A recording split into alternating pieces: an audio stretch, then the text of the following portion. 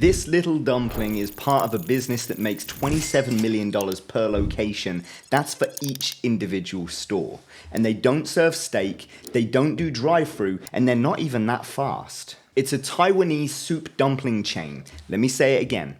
Din Tai Fung makes more per location than Mastro's, Cheesecake Factory, even multiple Chick-fil-A's combined. Now, how is that even possible? Well, actually, the important question is, what does it teach us about how brands should be built in 2025 and beyond? So, let's break that down. Starting with the number that made my jaw drop. Din Tai Fung does $27.4 million in annual sales per US location. They have just 16 stores in the US, but every single one is a monster. And to compare this, Mastro's Steakhouse, 14.5 million, Cheesecake Factory, 13 million, McDonald's, 3.5 million. You'd need 7 McDonald's locations just to match one Din Tai Fung. Now here's where it starts to get crazy. Din Tai Fung sells dumplings for like $7. Their average check is $45 per person. That means they're not charging luxury prices. They're not even in the same universe as steakhouses or sushi. So how do they make more than any of these luxury brands with food that you can eat in 3 bites? Well, it's because they flipped the script on how quality, scale, and customer obsession actually work. Let me paint the picture. Every soup dumpling is hand-folded with exactly 18 folds, not 17, not 19, 18. And that's their sensory signature.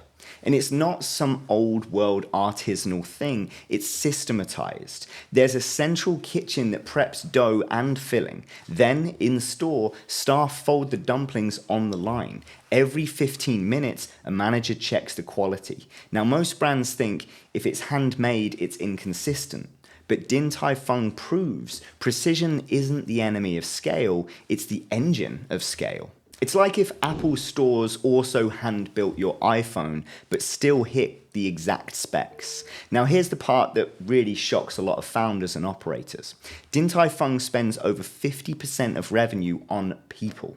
That includes training, wages, and benefits. And typically, that is insane by restaurant standards. Most chains try to push labor under 30% just to survive. But Din Tai Fung treats its people as assets, not costs. Their staff logs customer preferences daily. They notice if you're left-handed and switch your utensils. They'll proactively swap out a dumpling if they think it's sat there too long. And get this, managers video conference with HQ every single day to review flow and guest satisfaction. Really, this is the mindset flip.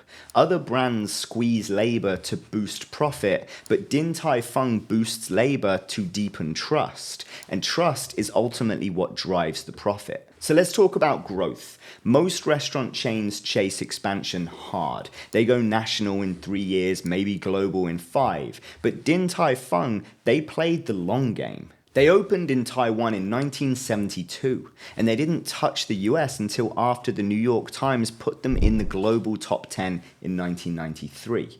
Even now, they only have 16 locations here. Why? Well, because they understand the power of restraint. When you say no to scale, you signal status. When others go wide, you go deep. And that creates insane prestige. So here's the genius part. Din Tai Fung barely advertises. They don't run big budget campaigns. They rely on word of mouth, earned media, and wait times. That's right. Their lines are part of the branding. Waiting 2 hours becomes a story you post or text or remember.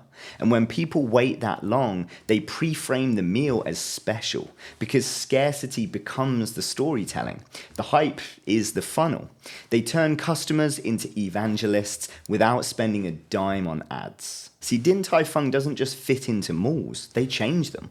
After opening at a Westfield, mall dwell time jumped 13 minutes on average. That's unheard of. People plan entire outings around dumplings. I mean, date nights, group hangs, even solo foodie trips. They don't just serve food. They become the reason that you're visiting in the first place.